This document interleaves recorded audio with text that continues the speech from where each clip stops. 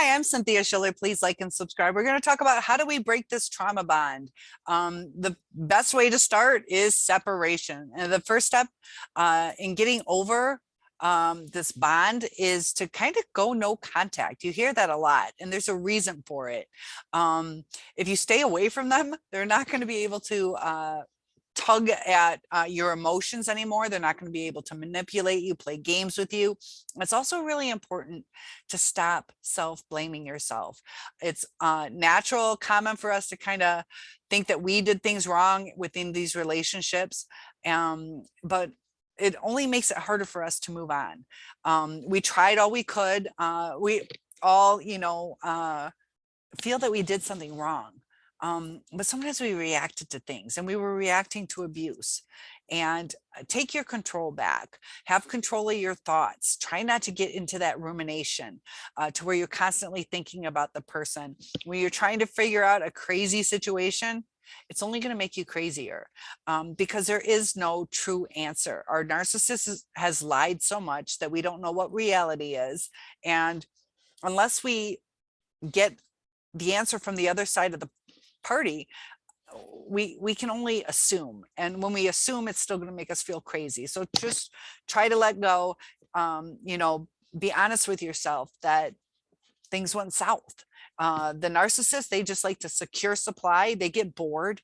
It's just a narcissistic cycle. So don't feel that you're worthless or worth less than the new supply.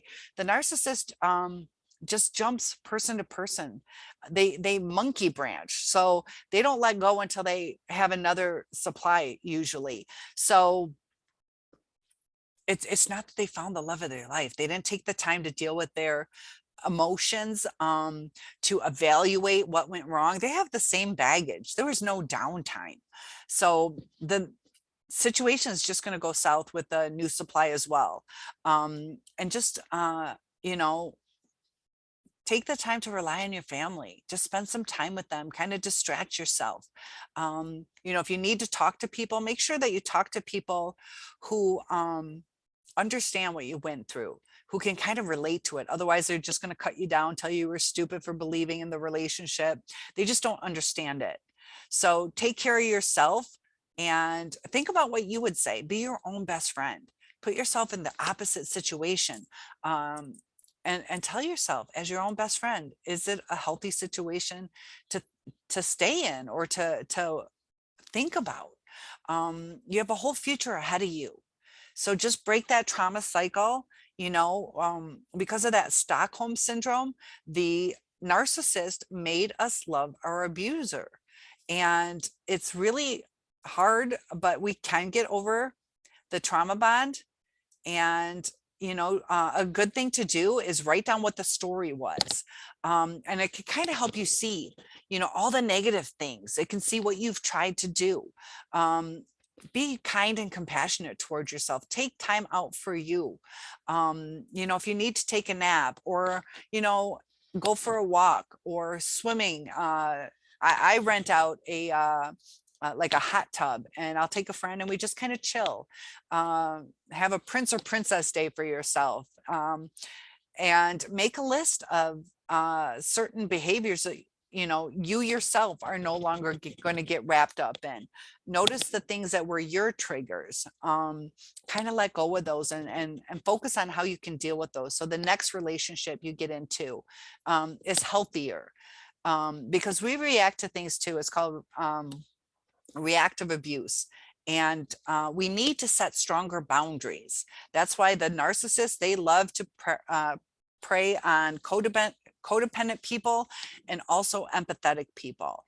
It was all a game to the narcissist. And definitely take care of who you are, believe in yourself. And ways to break this is just know what you're dealing with. Recognize that we were in a trauma bond, and sometimes you might want to think about joining a support group or seeing an actual therapist. They can kind of help you see things from a different type of perspective.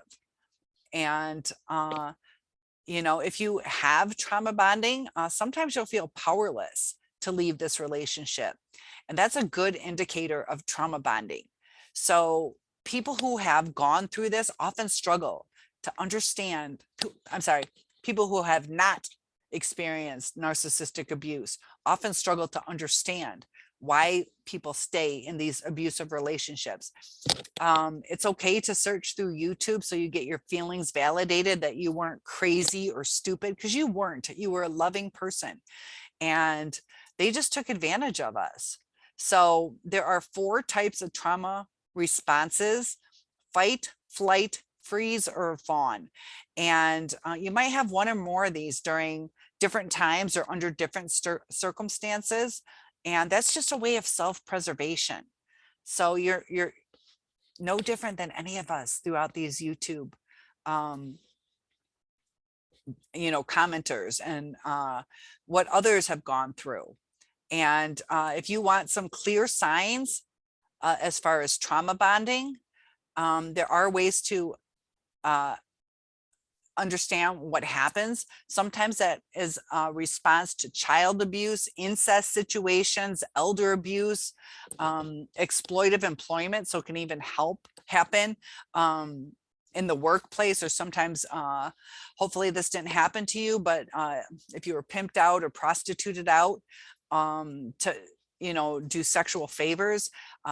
Some people go through trauma bonding based on kidnapping, hostage situations, the human trafficking, even in like high control religious environments. That's why you like the David Koresh.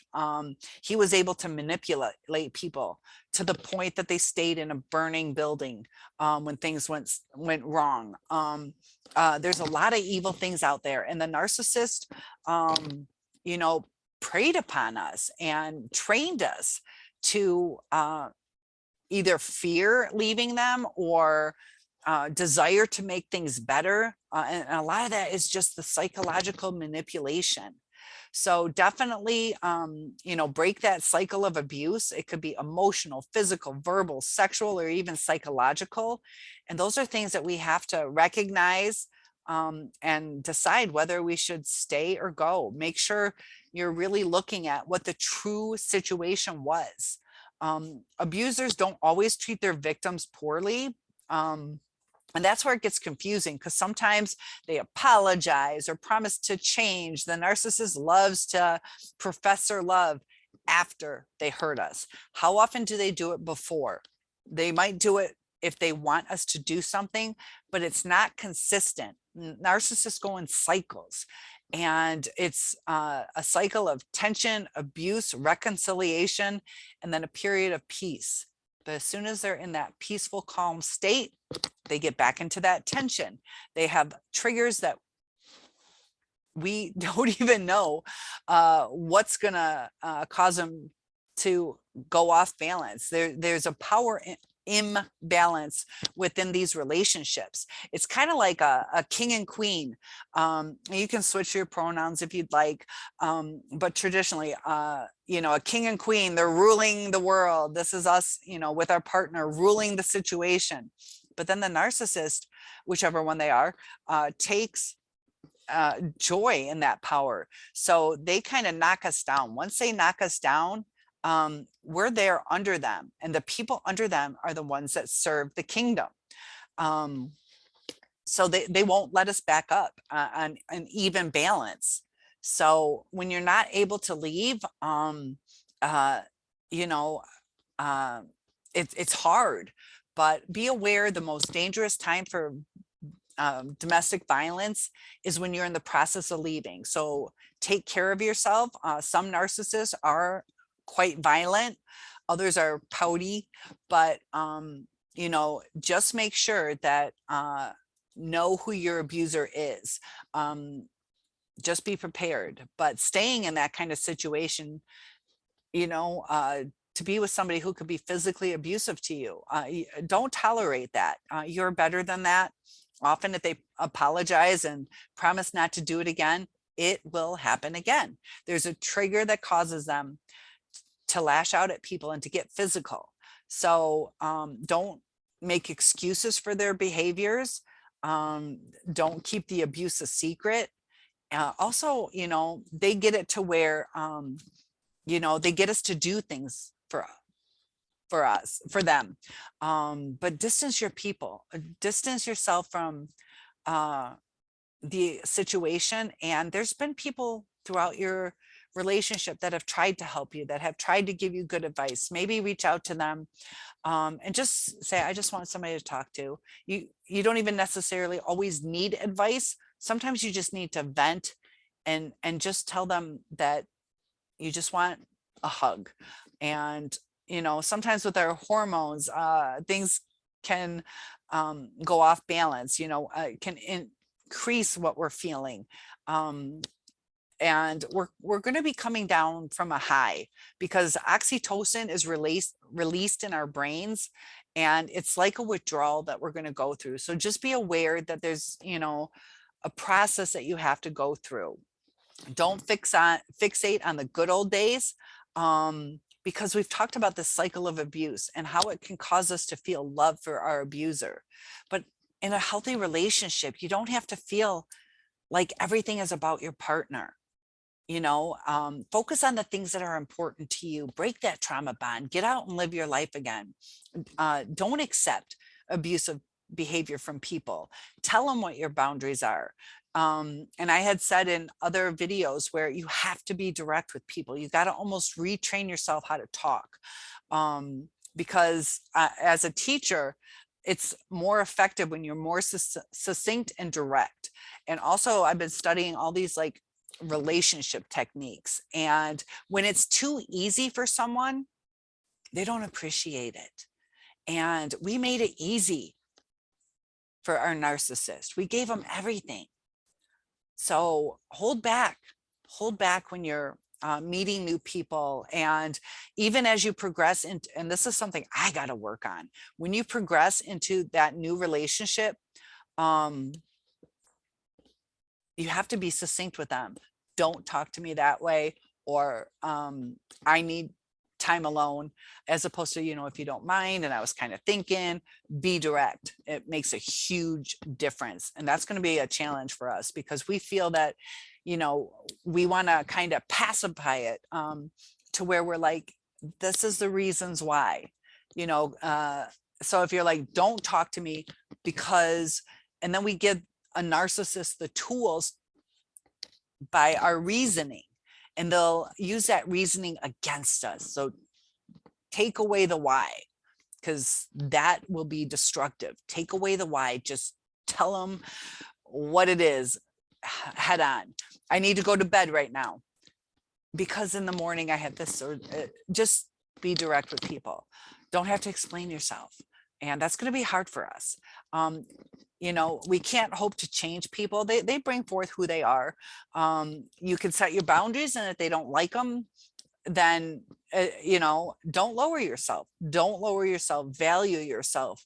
You're a wonderful person. People shouldn't be using each other. Love shouldn't hurt. And, it's sad that, we go through these abusive situations, and we sometimes stick to it because we want the break in the abuse. So if we crave that love, or if we try to get back with that person, or understand that we were loved, it in our mind somehow breaks the abuse. But we can break the abuse. We can go no contact. We can move on with our lives. We can find another loving relationship with somebody who really truly cares about us, because love should not hurt. There's going to be ups and downs. There's going to be little tiffs or arguments, but not like the narcissist.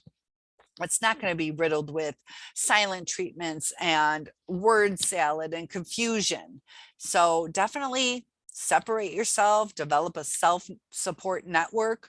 And it's also important to recognize your trauma, how severe it was.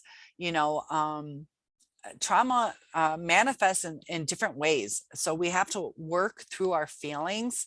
Like I said, write things down, document the progress that you're making to see how far you've come. Motivate yourself, keep it going. And always remember, abuse is not your fault. Trauma bonding is not your fault. And one thing that I did I was shy. I did it because I was shy, but it can also be helpful for you to track your progress. What I did is I had like a little journal and I forced myself to talk to 3 people a day, every day. So it would be either going for a walk or going to the store and just acknowledging people. I like your skirt, or you look good in pink, or just little things. Sometimes you have to kind of be cautious on how you do it. Some people, you don't want it to seem like you're hitting on them. So don't do that, but just say hi to people, or that's a really nice car. What type is it? Just say anything. Or that's a cool dog. I have a dog. Just get used to talking to people again. Write down what you did. Today I went for a walk. I made myself have to leave the house once a day. So I don't care if you go to the gas station. I don't care what it is that you do. Sit at the park for 5-10 minutes. Go for a walk. Just look, window shop at a new store. Go inside, ask the cashier something like, what's a good restaurant around here? Just start talking to people again. And it's going to give you more confidence. Smile a lot. People are drawn to smiles. And just fake it till you make it. And you're going to do it. Just break that trauma bond, go no contact. Take care of yourselves though. And don't ever let somebody steal your shine. And that's what the narcissist does in every relationship. So quit worrying about the new supply. It's just like a toy. The narcissist is eventually going to get bored, and you deserve so much more than that. So please like and subscribe. One-on-ones are available, and I will see you in the next video.